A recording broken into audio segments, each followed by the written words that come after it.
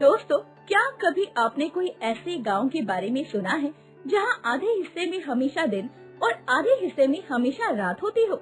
नहीं तो मिलिए संध्यापुर से एक ऐसा गांव जो ना सूरज को डूबते देखता था और ना ही चांद को गायब होते। यानी कि इस गांव के एक हिस्से में हमेशा दिन रहता था और दूसरे हिस्से में हमेशा रात। और यहाँ के लोग दो गुटों में बटे थे। पहले थे दिवसवंशी, जिन्हें उजाला बहुत पसंद था, यानी कि जो हमेशा दिन वाले हिस्से में रहते थे, और दूसरे थे निशावंशी, जो अंधेरे को ही असली सुकून मानते थे। अब आप सोच रहे होंगे कि कोई टेंशन नहीं, दोनों आराम से अपनी अपनी दुनिया में जी रहे होंगे। गलत सोच रहे हो, क्योंकि कहानी तो बिल्कुल अलग है। दिन वाले मानते थे कि रात निकम्मों के लिए होती है और रात वाले कहते थे कि दिन बेवकूफों के लिए है। अब सोचो, जब एक ही गांव के लोग एक दूसरे से 24 घंटे चिड़े हुए हों तो क्या हाल होगा। एक बार गांव के चौपाल पर बढ़िया भीड़ लगी थी। एक तरफ सूरज की तेज रोशनी, दूसरी तरफ चांदनी की ठंडी चमक। गांव वाले अपने अपने हिस्से में खड़े होकर बहस कर रहे थे। रात वाले आलसी होते हैं, जब हम खेत जोत रहे होते हैं तो वो खर्राटे भरते हैं। ये बात सुन बेला चाची ऐसे तनतनाई कि बिना एक पल गवाए उन्हें नाक चढ़ाकर कहने लगी, अरे आराम नहीं सोचते हैं। दिन वाले लोग बिना सोचे समझे काम में घुसे रहते हैं। अब गधा मजदूरी करने की आदत हमें नहीं। तो भाई, ये गांव आधा महल आधा जंगल जैसा है। संध्यापुर गांव में हर चीज दो हिस्सों में बटी थी। दिन की तरफ स्कूल चलता था और रात की तरफ लाइब्रेरी। दिन में दही बेचा जाता था और रात में कुल्फी। दिन वाले भोर होटल में चाय पीते थे और रात वाले निशा ढाबे में बिरयानी उड़ाते थे। सब ठीक ही चल रहा था, जब तक के गांव के दो सबसे मशहूर लड़कों ने पंगा नहीं ले लिया, क्योंकि दोनों को ही अपनी अपनी तरफ का सरपंच जो बनना था। एक तरफ था दिवसवंशी का अग्नि और दूसरी तरफ था निशावंशी का शशांक। एक बार इन दोनों में बहस चल रही थी, तभी अग्नि कहता है, रात बेकार होती है, दिन ही असली जिंदगी है। दिन में सिर्फ भागम भाग होती है, असली मजा तो रात में है। अब होता ये है कि दोनों में बाजी लगती है। जो ये साबित कर देगा कि उसका समय ज्यादा जरूरी है, वो गांव का राजा बनेगा। एक काम करते हैं, कालकड़ तोड़ देते हैं, फिर देखते हैं क्या होता है।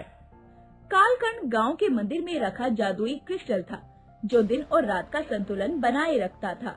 हाँ, अब या तो दिन रहेगा या तो रात। कालकण सिर्फ एक पत्थर नहीं था, ये गांव की सबसे पुरानी धरोहर थी, जिसके बारे में पीढ़ी दर पीढ़ी कहानियां सुनाई जाती थी। कहा जाता था कि ये क्रिस्टल स्वयं समय की आत्मा का एक अंश है, जिसे सैकड़ों साल पहले एक महान संत ने संध्यापुर की रक्षा के लिए स्थापित किया था। गांव के बुजुर्गों के अनुसार जब ये क्रिस्टल स्थापित किया गया था, तब संध्यापुर भी एक सामान्य गांव था, जहां दिन और रात का एक समान चक्र चलता था। लेकिन एक समय ऐसा आया जब गांव वालों में विवाद शुरू हो गया। कुछ को दिन पसंद था तो कुछ को रात। गांव में बढ़ते झगड़ों को देखकर समय की आत्मा ने हस्तक्षेप किया और कालकण को दो शक्तियों से भर दिया, सूर्य की स्थिरता और चंद्रमा की शीतलता। लेकिन इसमें एक शर्त थी, जब तक कालकण अपनी जगह सुरक्षित रहेगा तब तक संतुलन बना रहेगा। गांव को ये नियम समझा दिया गया था कि यदि कभी इस क्रिस्टल को हटा दिया गया, इसका संतुलन बिगड़ गया, तो संध्यापुर में अराजकता फैल जाएगी। लेकिन समय के साथ लोग इस चेतावनी को भूल गए और इसे सिर्फ एक कहानी समझने लगे। अग्नि और शशांक को इस पुरानी कहानियों पर ज्यादा भरोसा नहीं था। जैसे ही वो दोनों मंदिर पहुँचे, तो अग्नि ने मंदिर के विशाल दरवाजे को खोलते हुए कहा, ये सिर्फ डराने के लिए बनाई गई बातें हैं। सही कहा, अगर ये क्रिस्टल इतना ही ताकतवर होता तो हमें इसके पास जाने से ही कोई रोकता। वो दोनों धीरे धीरे कालकण के पास पहुँचे। क्रिस्टल मंदिर के बीचों बीच एक प्राचीन पत्थर के खम्भे पर रखा हुआ था, जिसकी चारों ओर मंत्रों से भरी नक्काशी थी। जैसे ही वो नजदीक पहुँचे, उन्हें लगा जैसे हवा भारी हो गई हो। शशांक ने धीरे से कहा, यार कुछ अजीब महसूस हो रहा है। अग्नि ने उसकी बात अनसुनी कर दी। डर मत, ये बस तुम्हारा वहम है, देख मैं इसे छू रहा हूँ। जैसे ही उसने क्रिस्टल को छुआ, मंदिर की दीवारों पर लिखे मंत्र चमकने लगे। हवा में एक अजीब सी आवाज गूंज उठी, जैसे कोई फुसफुसा रहा हो। संतुलन को मत तोड़ो, वरना संध्यापुर तुम्हें कभी माफ नहीं करेगा। शशांक के चेहरे पर घबराहट थी। अग्नि, मुझे नहीं लगता कि हमें इसे छूना चाहिए। लेकिन अब बहुत देर हो चुकी थी। अग्नि ने जोर से क्रिस्टल को उठाने की कोशिश की और जैसे ही उसका हाथ क्रिस्टल पर पड़ा, एक जोरदार कंपन हुआ। क्रिस्टल अचानक से सफेद रोशनी से भर उठा और एक विस्फोट हुआ। गांव के लोग मंदिर की तरफ दौड़े, लेकिन जब तक वो वहां पहुंचे तब तक संतुलन बिगड़ चुका था। अब कुछ दिनों में ही पूरे गांव में उल्टा सीधा होने लगा। कुछ लोग हमेशा के लिए दिन में ही फंस गए और वो सो नहीं सकते थे। उनकी आंखें सूरज की रोशनी से जलने लगी। कुछ लोग रात के अंधेरे में ही रह गए। सूरज की रोशनी उन्हें जलाने लगी। कुछ लोगों की उम्र तेजी से बढ़ने लगी। वो कुछ ही मिनटों में बूढ़े हो गए और कुछ वापस बच्चे बन गए। उनकी याददाश्त मिट गई। गांव में चारों तरफ अफरा तफरी मच गई। जब ये खबर गांव के सबसे बुजुर्ग बाबा सूर्यनाथ और चंद्र बुआ तक पहुंची, तो वो फौरन मंदिर की ओर दौड़े। बाबा सूर्यनाथ ने अपने झुके हुए शरीर के बावजूद ऊंची आवाज में कहा, अरे मूर्खों, तुमने संतुलन तोड़ दिया। गांव वालों में डर बैठ गया। अग्नि और शशांक अब पछता रहे थे। अब क्या करें? अग्नि ने कांपते हुए पूछा। समय की आत्मा को बुलाना होगा। गांव के सबसे समझदार युवक योगेश अग्नि और शशांक को लेकर समय की गुफा की ओर निकले। उनके पास बहुत कम समय था। अगर वो संतुलन ना लौटा सके तो गांव हमेशा के लिए अराजकता में डूब जाएगा। गांव के बाहर घने जंगल में एक पुरानी जटिल नक्काशी वाली गुफा थी, जिसे समय की गुफा कहा जाता था। इस गुफा के बारे में कहा जाता था कि यहाँ स्वयं समय की आत्मा का निवास है। गांव के सबसे बुद्धिमान युवक योगेश अग्नि और शशांक को लेकर गुफा की ओर दौड़ रहे थे। उनके साथ बाबा सूर्यनाथ और चंद्र बुआ भी थे।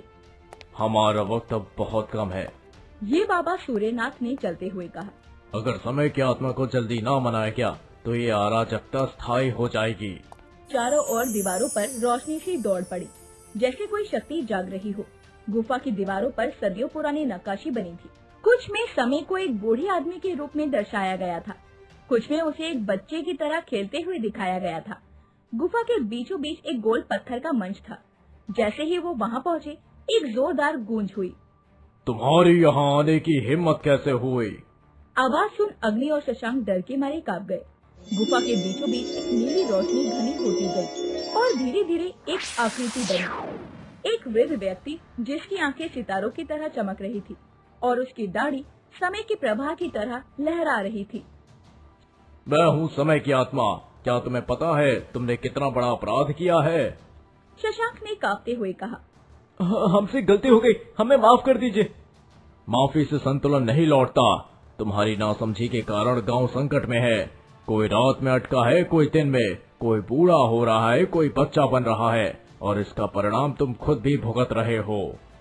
अग्नि ने झिझकते हुए पूछा, तो हम इसे कैसे ठीक करें?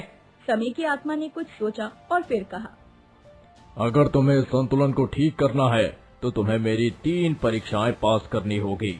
यदि तुम असफल हुए तो तुम भी हमेशा के लिए समय में फंस जाओगे। योगेश ने दृढ़ता से जवाब देते हुए कहा, हमें मंजूर है।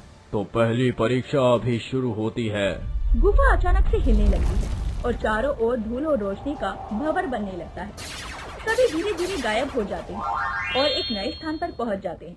समय की भूल भुलैया में चारों तरफ घना कोहरा है और हवा में एक अजीब सा कंपन महसूस हो रहा है।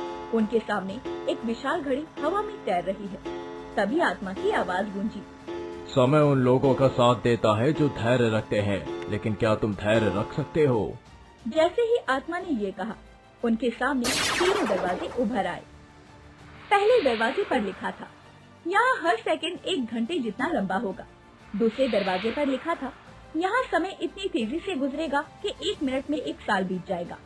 और तीसरे दरवाजे पर लिखा था, यहाँ समय रुका रहेगा, तुम्हें कभी बाहर निकलने का एहसास नहीं होगा। अग्नि ने हड़बड़ी में कहा, पहला दरवाजा चुनते हैं। बाबा ने रोकते हुए कहा, नहीं, धैर्य वही रख सकता है जो समय के बहाव को समझे। हमें दूसरा दरवाजा चुनना होगा। योगेश ने हामी भरी। सही कहा बाबा, समय को नियंत्रण करने के लिए हमें उसे महसूस करना होगा। उन्होंने धीरे धीरे दूसरा दरवाजा खोला और एक जोरदार रोशनी के साथ वो अंदर खिंच गए। अब वो एक सुनहरे महल में थे। चारों ओर हीरे, मोती और अनगिनत खजाने फैले हुए थे। हवा में मीठी मीठी महक थी और दूर से किसी के हंसने की आवाज आ रही थी। अचानक सामने एक शाही वस्त्र पहने एक आकृति प्रकट हुई। वो राजा जैसा दिख रहा था, लेकिन उसकी आंखों में एक अजीब चमक थी। स्वागत है मेरे महल में। यहाँ जो भी मिलेगा वो हमेशा के लिए तुम्हारा होगा। शशांक की आंखें चमक उठी। क्या सच में? राजा ने सर हिलाया। हाँ, बस एक शर्त है, तुम्हें यहाँ से बाहर नहीं जाना। अग्नि और शशांक लालच में पड़ने ही वाले थे कि योगेश ने उन्हें रोक लिया। यही परीक्षा है, अगर हम लालच में फंस गए तो हम कभी बाहर नहीं जा पाएंगे। बाबा ने सहमति में सर हिलाया। समय से बड़ा कोई खजाना नहीं, चलो यहाँ से निकलते हैं। और वो वापस गुफा में पहुँच गए।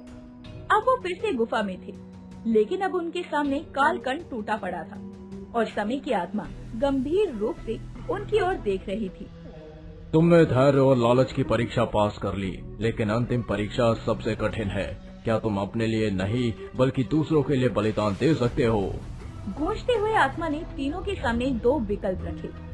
कोई भी एक व्यक्ति अपनी यादों और पहचान को खो देगा, लेकिन गांव को संतुलन मिल जाएगा, और कोई बलिदान ना दे और गांव हमेशा के लिए अराजकता में रहे।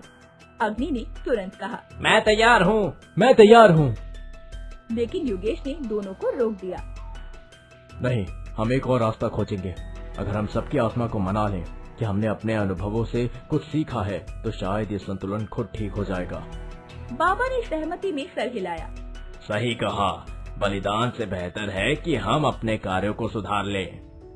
समय की आत्मा कुछ क्षणों के लिए चुप रही, फिर उसकी आंखों में हल्की मुस्कान आई। तुमने सच्चा पाठ सीख लिया है, जाओ संध्यापुर को नया संतुलन दो। और एक झटके में कालखंड फिर से अपनी जगह चमकने लगा। गांव फिर से सामान्य हो गया। गांव में सब कुछ पहले जैसा हो गया था, लेकिन एक अंतर था। अब कोई भी दिन या रात को लेकर झगड़ा नहीं करता था। सभी ने समझ लिया था कि संतुलन बनाए रखना ही सबसे महत्वपूर्ण है। जीतू की ये कहानी हमें सिखाती है कि जीवन में संतुलन जरूरी है। तो अगली बार जब आप कभी सोचें सिर्फ दिन या रात अच्छी होती है, तो याद रखना संध्यापुर में ऐसा करने वालों के साथ क्या हुआ था। अगर आपको हमारी ये वीडियो अच्छी लगी हो तो वीडियो को लाइक और चैनल को सब्सक्राइब जरूर करें और अपने दोस्तों को शेयर करना ना भूलें। साथ ही बेल आइकन प्रेस करें